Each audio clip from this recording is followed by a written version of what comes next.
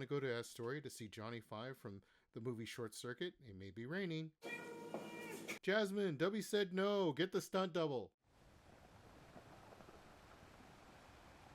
We're in Astoria for the 40th anniversary celebration of the movie Short Circuit. We're heading inside the event, checking out some of the original filming locations and seeing how they look today.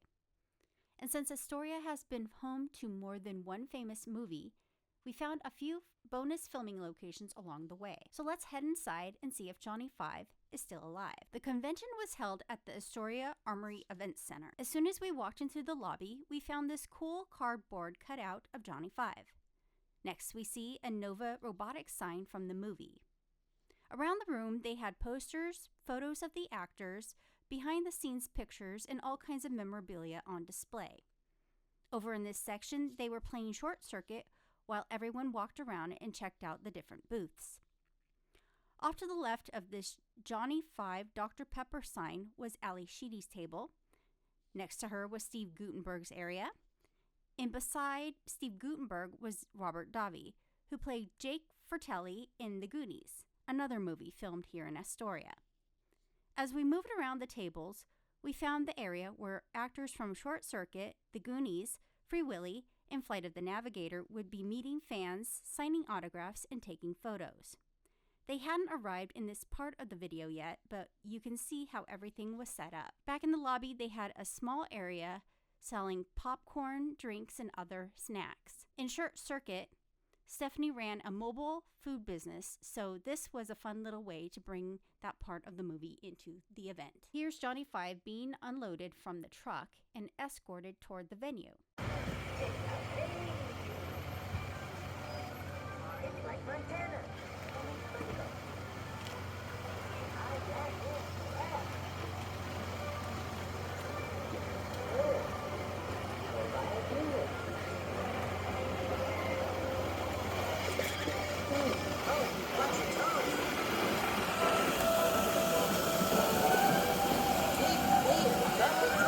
He needed a little help making it through the doorway, but eventually Johnny Five made it inside. Later, we found Steve Guttenberg signing autographs and taking photos with fans. Here's Robert Davi, who played Jake Fratelli in The Goonies. I also tried to get some footage of Sheedy, but there were quite a few people gathered around her table.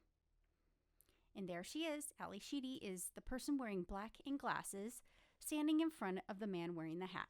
After leaving the convention, we headed out to visit some of the original Short Circuit filming locations. This first location was used for the gas station scene near the beginning of the movie. This is where Johnny Five is looking for more input and reads the Dr. Pepper sign. The gas station building is no longer here, and the area is now heavily overgrown. The barge scene in the background of the movie is also gone, but some of the old pilings are still visible in the water.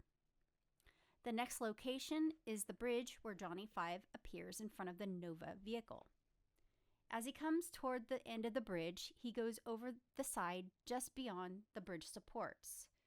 If you look closely from the bridge, you can also spot Stephanie's teal house in the distance. Here's the view from the park underneath the bridge. This is the area below where Johnny Five goes over the edge. This is the view along West Marine Drive where Johnny Five lands on Stephanie's food truck. We also followed the route used when Stephanie drives home to rescue her dog, Beasley, from her ex-boyfriend, Frank. Next, we arrive at Stephanie's house. The house is now operated as an Airbnb, so visitors normally aren't allowed on the property unless they're staying there. We were given special permission to briefly look around the yard.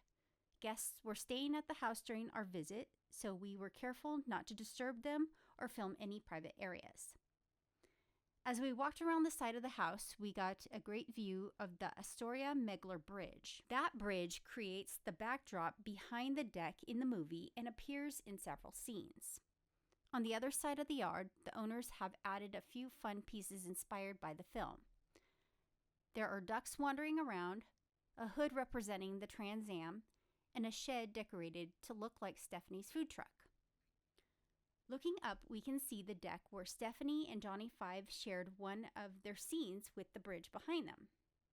This is also where the scene involving Stephanie, Beasley, and Frank takes place when Frank tries to take Beasley. We then left the front of Stephanie's house on Hume Avenue. In the movie, this is where Johnny Five takes the food truck to escape from Nova because he believes they're going to disassemble him. It's also where he runs over the mailboxes while heading down the hill. With a little movie magic, we suddenly jump over to Flora Street. Flora Street is a dead end, but in the movie, Johnny Five continues racing downhill. He nearly hits two men working near a truck before rounding the corner and hitting a parked car.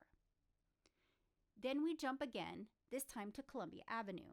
Johnny Five continues downhill toward West Marine Drive, driving on the wrong side of the road and narrowly missing another car as he approaches the intersection.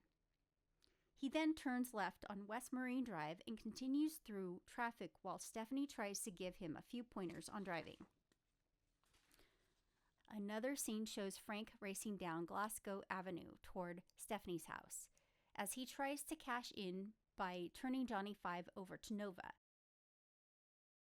That wraps up the main short circuit filming locations we visited. First, we stopped in front of the house used in Free Willy. In the movie, this was the home of Jesse's foster parents.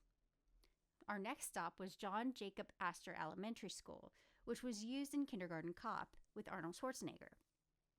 Here's a closer look through one of the windows. You can't see too much from outside, but we could make out what looked like part of a staircase. Last but definitely not least, we visited the driveway leading up to the house from the Goonies. The walk up the driveway gives you a beautiful view of the house and the surrounding Astoria hillside. And here it is, the iconic Goonies house. Back in 2013, we were fortunate enough to tour the inside when the former owner lived there. These are some photos we took inside, including the bottom of the attic and the view through the attic window. Sometimes being polite and respectful can lead to opportunities most visitors don't get. Here's another view of the house from the opposite side during our current visit. And here we are, 13 years later.